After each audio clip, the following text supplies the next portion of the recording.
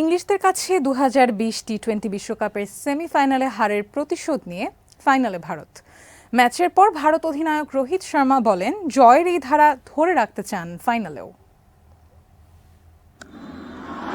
2022 সালের টি-20 বিশ্বকাপের সেমিফাইনালে অ্যাডিলেডে ভারতকে স্রেফ উড়িয়ে দিয়ে 10 উইকেটের জয় তুলে নিয়েছিল ইংল্যান্ড। প্রায় 2 বছর পর গায়ানার প্রভিডেন্স স্টেডিয়ামে স্পিন সহায়ক উইকেটে ইংল্যান্ডকে সেই অ্যাডিলেড ফিরিয়ে দিল ভারত।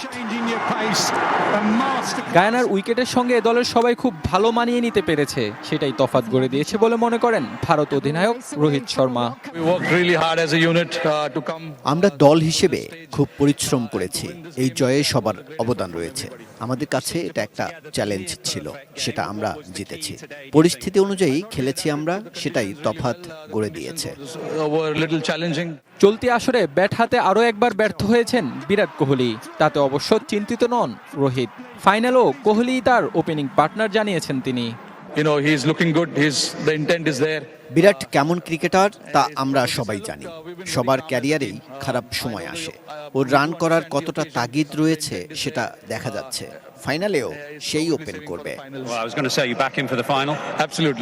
শনিবার ফাইনালে ভারতের সামনে দক্ষিণ আফ্রিকা। সে ম্যাচে তারা কেমন ক্রিকেট খেলতে চান সে কথা জানিয়ে দিয়েছেন রোহিত। ফাইনালে জিততে হলে ভালো ক্রিকেট খেলা ছাড়া কোনো উপায় নেই।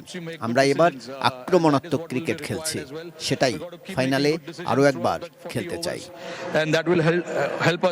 অন্যদিকে হতাশাজনক হারের পরেও ইংল্যান্ড অধিনায়ক জস বাটলার দল নির্বাচন বা ভারতের বিপক্ষে প্রথমে ফিল্ডিংয়ের সিদ্ধান্তের পক্ষে দাঁড়িয়েছেন।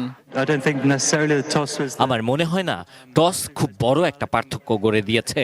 ওরা সংগ্রহটা বেশ বড় করে নিয়েছে, তবে উইকেটে স্পিনারদের যেভাবে দাপট দেখিয়েছে তাতে মঈনকেও বোলিং করানো উচিত ছিল। ইংল্যান্ডের সামনে ছিল তৃতীয় টি-20 বিশ্বকাপ জয়ের সুযোগ। তাদের সেই সুযোগটি কেড়ে নিয়ে ভারত দাঁড়িয়েছে দ্বিতীয় বিশ্বকাপ জয়ের সামনে। 2007 প্রথম টি-20 বিশ্বকাপ জয়ীরা 2014 এর ফাইনালের পর আবারও উঠল শিরোপা লড়াইয়ের মঞ্চে। Mahmud Ibrahim, sports desk, ATN news.